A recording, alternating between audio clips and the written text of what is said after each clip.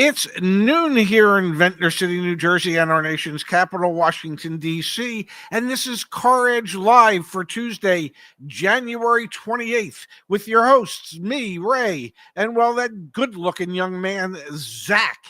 How were you today, handsome? Fired up, man. We're going to be talking about a very important story today. Car dealers just destroyed the Federal Trade Commission. Get started with your, I don't know. It's chaos what's going on. But we're going to talk about that. Before we do, yes, for those of you that are in the market or ever will be in the market to buy a new or used vehicle, you want to get the best deal and you want to save thousands of dollars, you go to CarEdge.com and you humor me, folks. You click on Raybot down there in the bottom right. Let's do a little Raybot experimentation, Dad. This is our first ever AI product here at CarEdge, CarEdge Advisor, or for those of you that come from the live show, you can call it Raybot. What do you want to ask Raybot this morning, Pops? What is an average new car interest rate for somebody with good credit? I don't know how Raybot's going to know that, but let's see. Yeah, I understand the importance of connecting. Yeah, we don't have that answer, but there's a phone number you can call. well, good. Let's not call it. Okay, you want a different question? Let's try one more question, Pops. Yeah. How much can I expect to get off of MSRP on a Chevy Silverado 1500? We should really prep you with the questions. You got to tell me what stuff you'll answer. I don't know. I don't think it's going to answer this one, Dad. What questions does it answer? There you go. What a great answer right here. The Chevrolet Silverado is especially negotiable. Dealers have been having a hard time selling trucks, and there are plenty of Silverados that have been sitting on the lot for over 60 days. You can expect to negotiate between 3 and 11% off of MSRP. You can also negotiate on taxable fees such as dock fee and processing fees, and it links you here, Dad. Yes. To the top 10. Yeah. Wow, look at this. Takes you right here. To our guide. Insider negotiation tips for the 10 best-selling cars and trucks. Wow. That Raybot is one smart fella. All right, there you go, folks. Give Raybot a try back on CarEdge.com. Now, the big story this morning, the Biden era proposed rules from the FTC. Can I just say something? It has... Yeah, it had absolutely nothing to do with who was the president at the time. Exactly. I don't know why. Yeah. I don't know why the automotive news went this route, but we're reading the headline: Biden FTC car buying consumer rules tossed out by U.S. appeals court. There is, to be very clear, it was just the FTC under the Biden administration. So I don't know. They made this overtly political, but we're not going to. Those rules, Dad, were the FTC. Speak for yourself, young man. Speak for yourself. Let's do our best, Dad. Let's keep it focused on the impact on consumers. These rules, Pops, just read this first paragraph here. A U.S. appeals court on Monday threw out rules adopted by the Biden administration to ban bait-and-switch tactics and prohibit auto dealers from charging for add-on costs that do not benefit new car buyers. We're going to break down the actual FTC cars rules in a minute here. But here's the big deal, Pops. They got stonewalled by the 5th U.S. Circuit Court, and it seems like those FTC cars rules are not going to come to fruition. Ever. It'll be like ever. Because now it would get sent back to the FTC because some of the grounds for ruling against the FTC were procedural grounds and would require the FTC to do some different things if they even wanted to take this back up. And the suspicion would be they do not, and they will not. And as my little headline says, consumers be damned yet again. The NADA and the Texas Automobile Dealers Association is all knowing and all doing, and they know better than you do as a consumer that consumers don't need to be protected because dealers, given their history operating under their own devices, they would never cheat a customer out of anything. They would never advertise bait and switch pricing.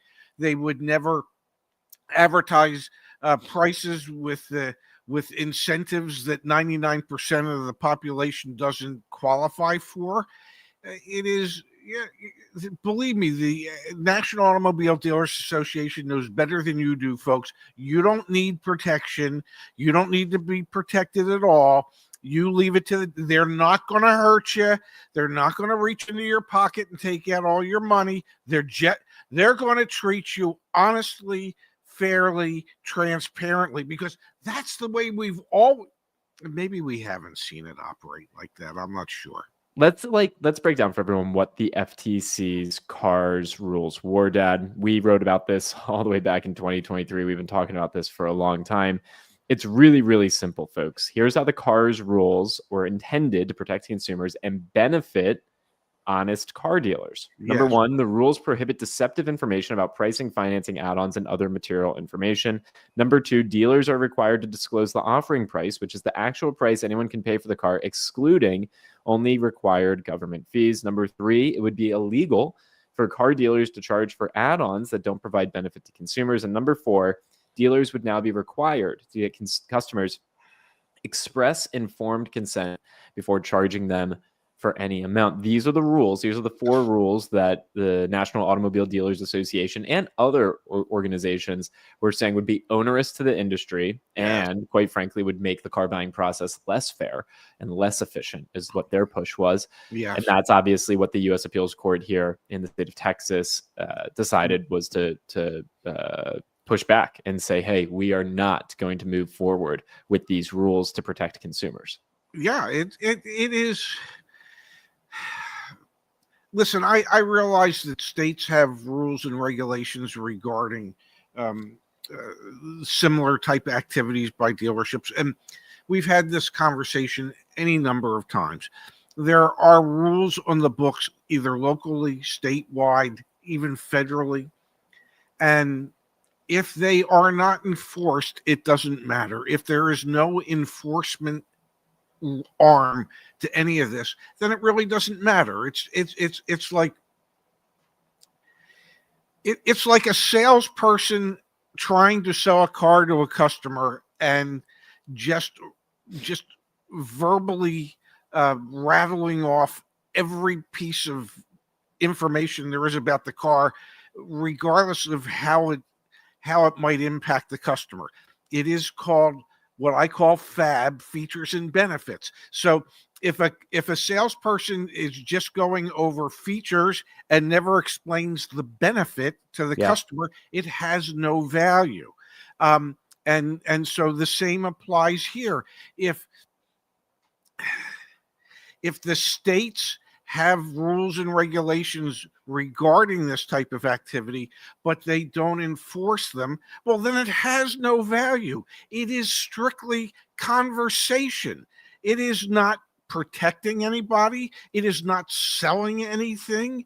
It is merely a PR stunt to put something on the books that looks good that you have no intention of enforcing.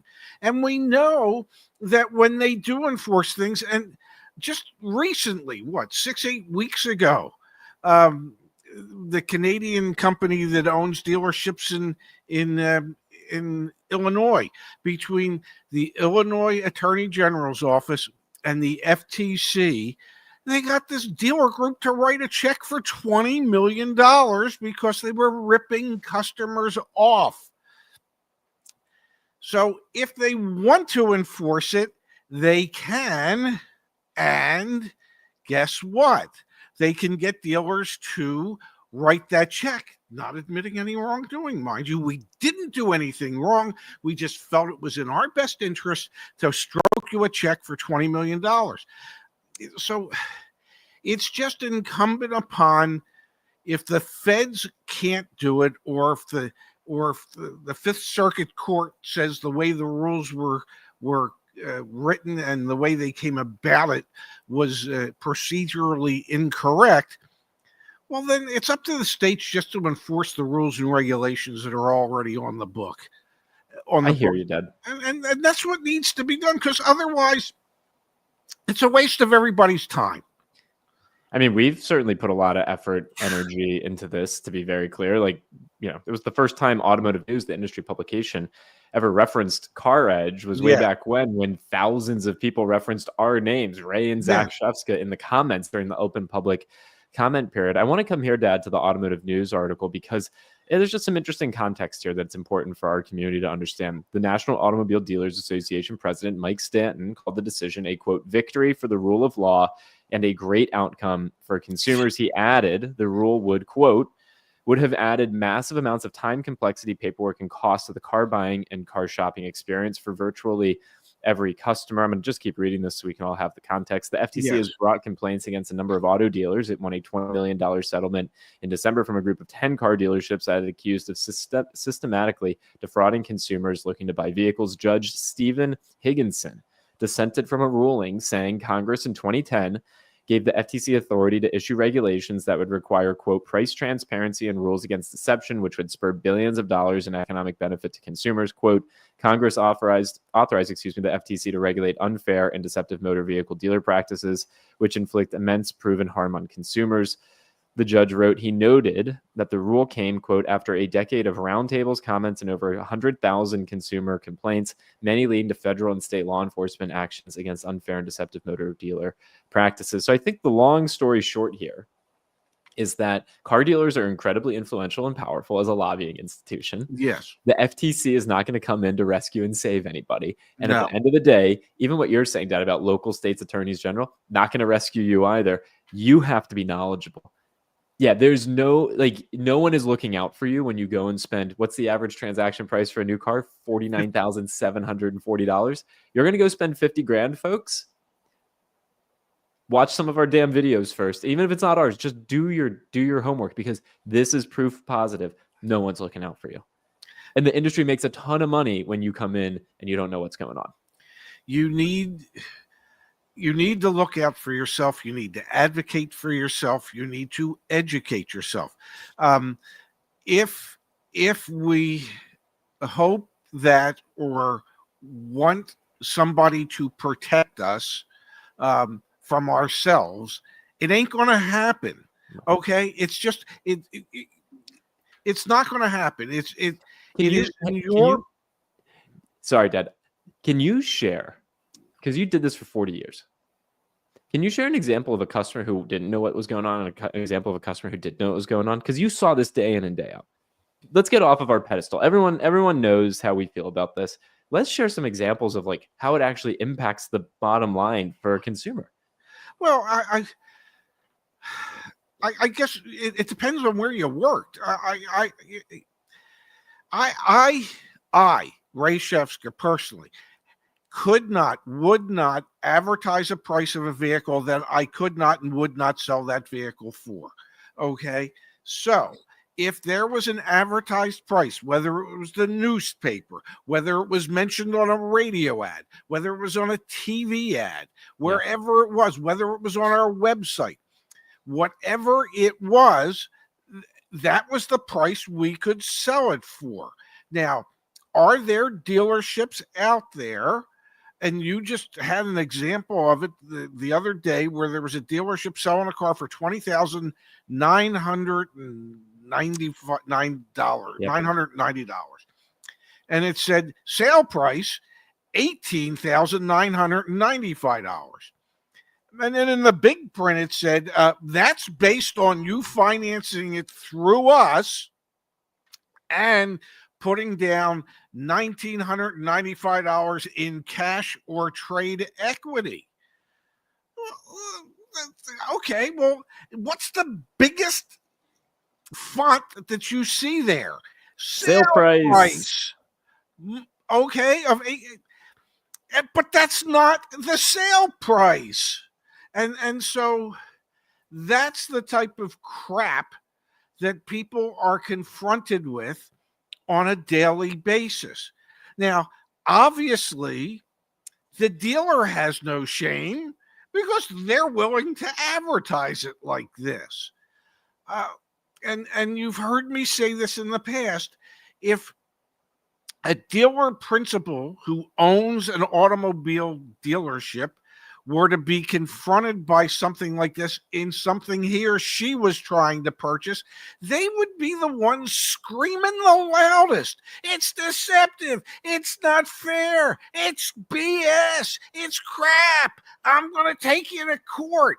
Well, geez, you do the same thing to your customers on a daily basis. To be fair, when we wrote the article about the FTC cars rules, we said it's good for consumers and honest dealers. Dad, I know tons of dealers who wish that these rules would go into effect because, quite frankly, they're already operating in this way and they're disadvantaged because all the websites, all the third-party websites like Car Gurus and Auto Trader and stuff, they don't enforce any rules. We're working on enforcing rules here at CarEdge.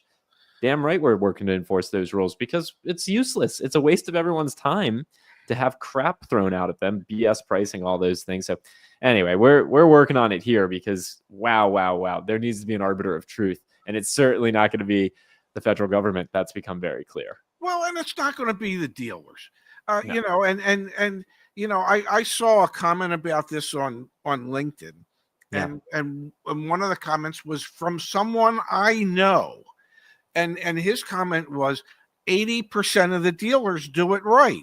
Okay, I don't know where your head's at, but it's maybe 20% of the dealers that do it right, and it's 80% of the dealers that are doing it wrong and trying to be deceptive in how they're trying to attract customers to their stores. So I wish it was 80% of the, and his theory was, so the 80% of the dealers that are doing it right are thrilled that these rules didn't go into effect. Why? If you're doing it right, you want to have rules against the ones that are doing it wrong. You would think if you operated a dealership in a transparent manner, that you would want to level the playing field against other dealerships who are not doing it Definitely in a transparent manner, who are not dealing in truth and transparency. So I disagree with my friend whose comments I saw, because it's not 80% of the dealers that are doing it right. Yep. It's about 20% if we're lucky. Okay, and those 20% that are doing it right should be the ones screaming the most to get these rules into effect. It just that just drives me freaking crazy. Let's come back here to the chat. Baron, thank you for the kind contribution. I don't buy a lawnmower without first doing research. Yeah, absolutely. And again, a lot of people end up buying cars and they never do research. Dad, I just posted. I was very proud. Yeah. I'll share this because, you know, y'all, we're a community here. I posted over on LinkedIn 3 hours ago. If you don't follow me and my dad on LinkedIn, I don't blame you. It's our professional network. But I posted about how many people we ran the numbers. We crunched the numbers. Yes. In November and December, 20 million people watched our videos. 2 million people went to our website, and more than 10,000 people that we helped purchased a new car in November and December. That's 0.37% market share of the 2.7 million vehicles sold in November and December. So to Baron's point about he does research on a lawnmower, we're only helping 0.37% of the people that bought cars in November and December. So it is, I mean, the research barrier is high for buying a car, evidently, but you should do it, folks. You should absolutely do it. Imagine what would have happened to those 10,000 people if they hadn't found us, hadn't worked with us, hadn't had our assistance. Yeah. Thank you. Thank you. Okay. So even though it is a very small percentage, there are 10,000 people out there that we help. That's a tangible number. That's 10,000 people that saved money because of what it is that we do. And so even though you would like that market share to be 10 times that or 100 times that, just think of you. Our team impacted the lives, the financial viability of the lives of 10,000 consumers. That's, you know, I get that there were 2.7 million transactions, so 10,000 doesn't seem like a lot, but but it's 10,000 that we helped as opposed to it would have been none. So I know, but it just puts into context how profitable it is for this industry to operate in the way that it currently does. We helped 0.37% of people yes, that bought new cars. And those 0.37% probably got better deals, more fair deals, had better experiences, felt better about the experience. And it's still, we're barely scratching the surface. So lots of work to be done. Baron, thank you again. Loss leader is deceptive and has been abused for decades. Absolutely. yes. And it's not just an automotive, not just an automotive. When I had the golf store and the concept behind selling the Spalding 15 ball pack for $14.99 that I paid $15.99 for. Okay. I expected to take a loss on those. Dealerships aren't advertising cars at a loss and then actually allowing the customer to buy them at that price. Okay. Oh, it just got sold. Oh, I can't. Somebody just beat you here 10 minutes ago. Oh, I got a similar car. It's just a few dollars more. So I appreciate a loss leader. I've lived with loss leaders. I know what it's like to operate a retail business and have loss leaders because the hope is you're going to make money selling them other things. I get all that. Okay. But it's not, you can't advertise the lost leader and then not honor the price that you advertised it for. And damn it, that's what the vast majority of automobile dealerships do on a daily basis. They advertise a price that they don't intend on honoring. That's a huge difference. I'm trying to be good now. Dan, I want to put Raybot back to the test. Are you okay with that? Sure. All right, folks, we're headed back to CarEdge.com, and we got a question here in the chat from the classic car nut. Hi, what do you think is the best midsize sedan 2017 to 2020 in terms of price and reliability? Thank you. You ready for this, Dad? Okay. All right, so we're again, folks, CarEdge.com, Raybot, which again is just the name we call it on this show. It's CarEdge Advisor. All right. So that was, what is the best mid-size sedan 2017 to 2020 in terms of price and reliability? Please. Reliability. Drum roll, please. Can Raybot answer? He can. He's going to pull up all kinds of information from CarEdge.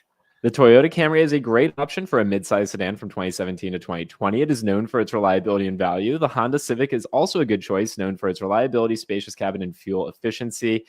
And it looks like this is coming from Dad. We have our car buying cheat sheet. There we go. The best fuel efficient cars today. We got all sorts of great information here. So thank you, Raybot, for your great answer. You know, I've been studying. Come on, man. That's pretty cool. No, that is cool. That's more than pretty cool. That's very cool. It really, Okay.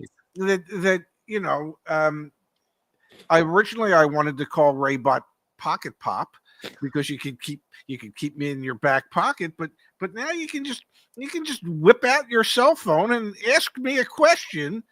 Well, at least the CarEdge Advisor, and you know, we're going to provide you with some pretty significant information. Folks, please check that out. Hey, one other thing I will mention just while we're on the Toyota Camry. If I come here and I go to the car search, yes, with me, I want to show you two things, Dad. So we'll go to some Camrys really quick. Let's do one that's 2016 or 2018. Here we go. Okay. So a couple things, when you go to a vehicle on the CarEdge car search, one thing I want to call out initially is we have the cost of ownership data for that vehicle right here. So you can see for this Toyota Camry, here's what the 5-year cost of ownership is going to be in terms of depreciation, insurance cost, fuel costs, interest costs, and expected maintenance, as well as broken down those maintenance costs by year and likelihood of a major repair. So all sorts of great information there. And yes, for all Toyota vehicles, Dad, we now have window stickers. Wait for it. I'm waiting. Boom. And folks, this is 100% free. You can get a window sticker for quite a few vehicles back on the CarEdge car search, or you can go to caredge.com/window-sticker, or I can show you how to get there from our homepage. Give me 1 second here. Under research, click on free car window sticker. enter a VIN, and you will receive a window sticker. We don't have all makes and models, but Toyota. We've got Toyota down pat. Isn't that pretty cool, man? Everything I just showed there, 100% free. That is pretty cool. I don't know of any other websites that do that, but then again, I'm not all that knowledgeable because I don't spend any amount of time looking at other auto websites out there because I could care less about them. I only know what we're doing. Pretty damn good stuff. I'm impressed. Great work, team. Also really like the loading bar that we added there. Let's keep going through the chat here a little bit more. Dan says, Zach, did you go to the NADA, the National Automobile Dealers Association show? If so, can you share any takeaways? I did not make it. New Orleans had a foot of snow and the airport was closed for multiple days, and decided that it was not worth flying to Jackson, Mississippi and driving 8 hours to get there. So no, did not make it. Isn't Jackson the capital of Mississippi? All I know, man, is it was going to be a long rental car ride, and I said, I'm okay. Yeah, well, and my guess is those rental cars wouldn't have had snow tires because you were renting it in Jackson, Mississippi, and they don't normally get a lot of snow there in the winter. We've got from Lollipop 100, Ray, your new haircut looks good. Well, you know, I will say that when I went in, Steve was busy cutting somebody else's hair, and so I gave Phil, the new guy, an opportunity. As I said to him, hey, you can take a crack at this head. Tell me what you think we should do. And what he thought and what I thought, well, we didn't necessarily converge, but I ended up with a way shorter haircut than I had originally intended. It looks good, Dad. We're both having good hair days today.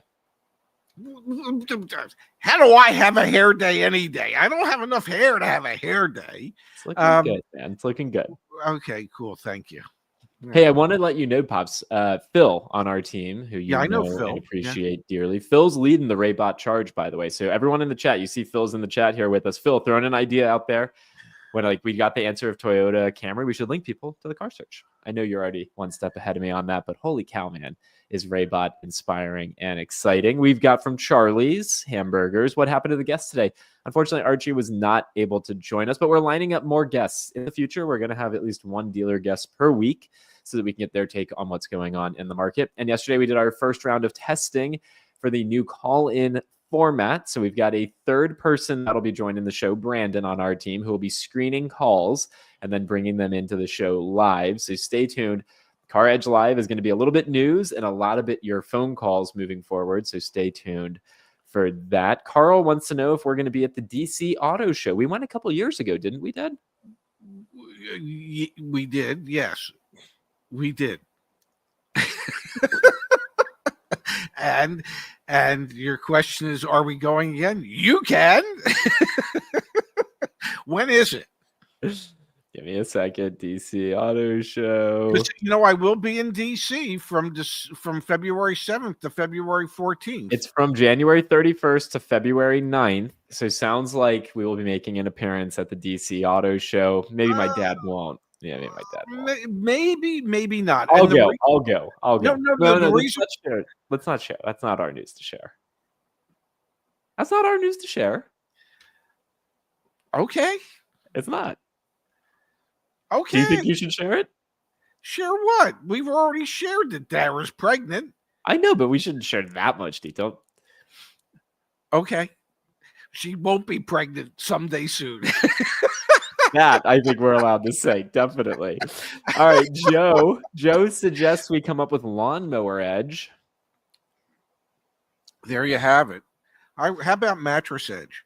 Charles wants our take on Stellantis brand for the rest of this year, Dad, specifically Ram in the 2500 line of trucks. I think they're going to have to blow them out to move the metal, don't you think?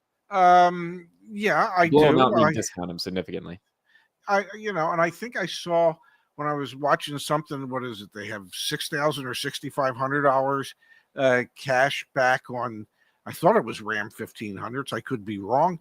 Yeah, I mean, the one thing we know from most manufacturers for 2025, as inventories continue to build, and they are, that incentives will continue to go up.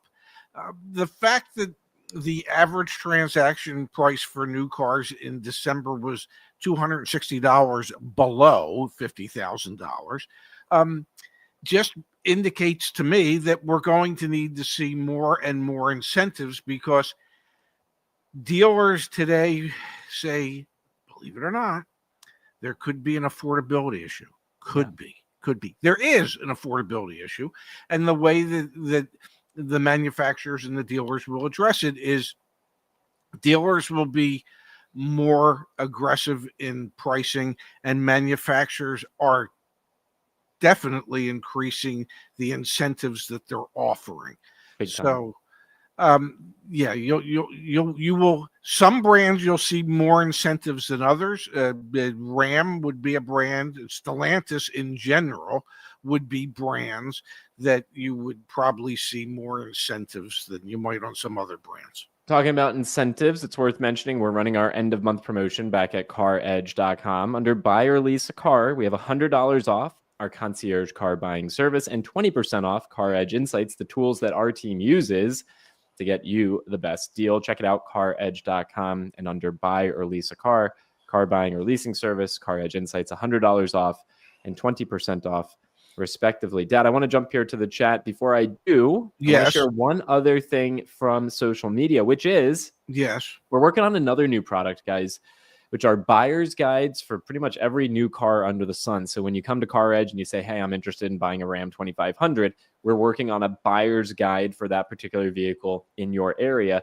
We're obviously going to include things like the dealer invoice costs, manufacturer incentives that you qualify for, and our algorithm suggested price that you should pay based on all the data that we have. What other information do you want to see us provide in the Ram 2500 buyer's guide, in the Toyota Camry buyer's guide, in the Honda Accord buyer's guide? Again, we are working, these will be free, by the way, but a buyer's guide for every make and model of vehicle. We'll do them for new cars, used cars, and we will, of course, integrate things into that, like your car buying checklist. When the dealer says this, you say that, links to our role play videos, etc.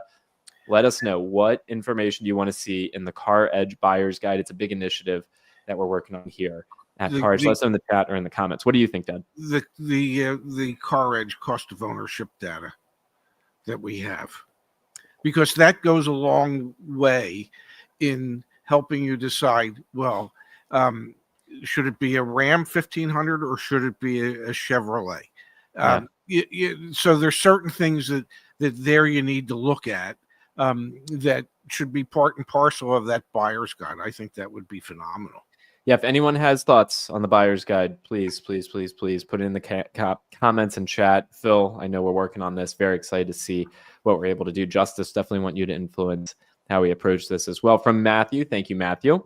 Ray, I can sympathize. My barber's been out since November with back issues. And even though I'm 40, he's the only one to have ever cut my hair. I am so lost now. What do you guys think? Why do you think I do this? Ever since I moved to Washington, D.C., I haven't had a consistent barber. This is why I grow the hair out. It's very... Is that what it is? Well, the girls like it, but it's anxiety inducing. So you don't care who the barber is, just as long as when they're done, the girls like it. Well, if I like it too, I like it, okay. And then so it's I, and then it's there's no I in team. All right, that's next from Sean. Thank you, Sean, for the kind contribution. Yeah, we really appreciate it. Well, yes, thank you very much. And somebody back there said, yeah, Ray has a hair day, as in a singular hair for hair day. That's it's closer to accurate than I would care, but it's pretty damn close to accurate. Yeah. Let's see. Can we get a little zoom in on the head? I don't know. Can you? There's a lot of shininess up there. It's a barren wasteland. Oh my God! Years ago. No, I'm not even going to say. Even I'm going to censor myself on this one. You can save that for the Car Sense channel with Brandon. Speaking of which, you doing that this afternoon? I'm not sure. Brandon's been sick. Oh no! And yeah, he's sick again. I don't know if that means he's sick of talking with me. I'll text him right now and ask. Well, I don't know. I needed to check. Yeah. Hey, I hope you're feeling better soon. Yeah. He's not feeling well. That's a bummer. It says here, I'm definitely not going to be able to go today. Bummer. I'm sorry So, that he's not feeling well. Brandon, get rest up. Feel better soon. yeah, Pops, I don't know what you're going to do with all this extra time you have now. I'm going to go to the Acme and pick up some food stuff. All right. All right. Yeah. Dad, Sean wants to know, thank you, Sean, when is the 3,500 truck market going to finally drop? Heavy duty trucks, I would anticipate and continue to see some softness as those vehicles sit there. What do you think? I don't know enough about heavy duty trucks to really say. I would think they don't produce all that many of them, and the ones they produce are in many cases pre-sold, I would think. Well, let's put Raybot to the test, Dad. Oh my! I hope Raybot gets this right. When is the heavy duty truck market going to Crash. crash?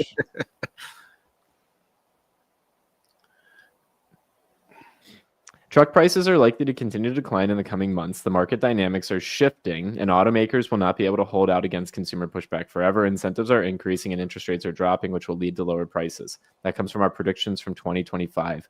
So, for heavy-duty trucks, it might be a little more nuanced because, to your point, Yes. they produce fewer of them. But in general, things are getting better. It's more of a consumer's market. All right, folks, that's a show. We're back here tomorrow. CarEdge.com if we can help you out.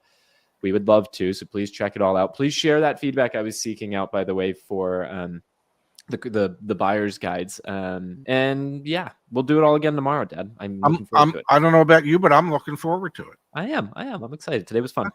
Okay. Good. Well, thank you. All right. Thank you, I love everybody. you. Love you, handsome.